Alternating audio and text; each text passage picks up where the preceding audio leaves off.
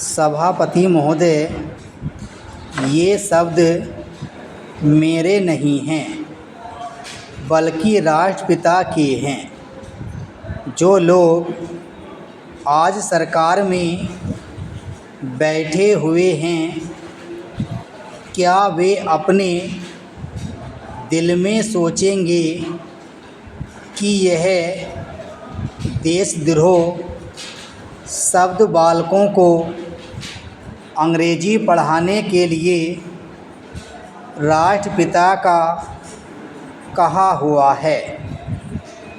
आज 54 वर्ष देश को स्वतंत्र हुए हो गए हैं, लेकिन राष्ट्रपिता की इस बात पर आज तक ध्यान नहीं दिया गया है। अंग्रेजी भाषा को पढ़ाना क्यों बंद किया गया और उसको दैनिक कार्यों में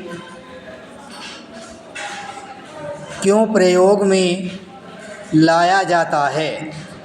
मैं इस बात को कई बार इस सदन में कह चुका हूँ और मैंने इस विधान परिषद की नियमावली में 1 वर्ष पहले एक संशोधन भी रखा था, लेकिन मेरा दुर्भाग्य है कि वह संशोधन वर्ष भर से इस सदन में प्रस्तुत नहीं हो सका। मेरी अपनी राय है कि कम से कम दैनिक कार्यों के लिए यदि सरकार अंग्रेजी भाषा पर बंधन लगा दे तो बहुत अच्छा हो और जो यह अनुशासनहीनता है वह भी समाप्त हो जाए।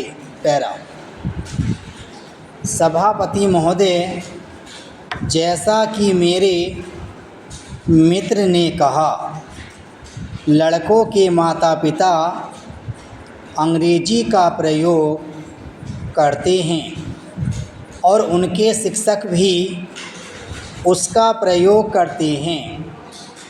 फिर बालकों पर उसका प्रभाव क्यों नहीं पड़ेगा। मैं उनसे सहमत हूँ कि बालकों में नकल करने की आदत होती है। जैसा वे अपने बड़ों को करते देखते हैं वैसा ही वे करते हैं। अगर हम कोई बुरा काम करेंगे तो उसका प्रभाव बालकों पर अवश्य पड़ेगा। आप देखेंगे कि जिस मनोवृत्ति के माता पिता और शिक्षक होते हैं उसी प्रकार के बालक भी होते हैं।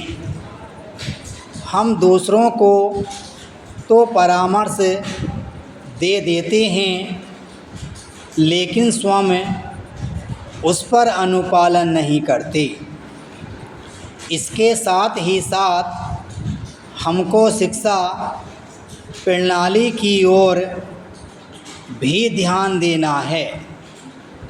शिक्षा के जिन तरीक़ों को आजकल अपनाया जा रहा है वे वास्तव में लाभकारी नहीं हैं। सरकार की ओर से इस प्रकार का आदेश होना चाहिए कि 14 वर्ष तक बालकों को अपनी मातृभाषा में ही शिक्षा दी जाएगी और दैनिक कार्यों में भी अंग्रेजी का प्रयोग नहीं होगा। इस प्रस्ताव में अनेक महत्वपूर्ण बातों की ओर ध्यान दिलाया गया है। मैं समझता हूँ कि जब माननीय मंत्री जी इसका उत्तर देंगे तो कह देंगे कि हम बहुत सी बातों पर कार्यान्वयन कर रहे हैं, लेकिन मैं समझता हूँ कि उन पर कोई कार्यान्वयन नहीं हो रहा है। पैरा। सभापति महोदय, आज हमारे देश में जो ऊपर से लेकर नीचे तक शिक्षा दी जा रही है, उसमें व्यवस्था ही एक कारण है जिसकी वजह से शिक्षा का स्तर गिरता जा रहा है। मेरा अपना विचार है कि जो शिक्षा प्रणाली है और जिस रूप में शिक्षा दी जा रही है, वही अनुशासनहीनता का भी कारण है। अपने देश और प्रदेश में हर एक की अपनी अपनी भाषा है और वह बालक जो इस देश में पैदा हुआ है, जो अपनी मातृभाषा की गोद में पला है, उसको यदि अपनी मातृभाषा में ही शिक्षा दी जाए तो मेरा विचार है कि शिक्षा का स्तर ठीक हो सकता है।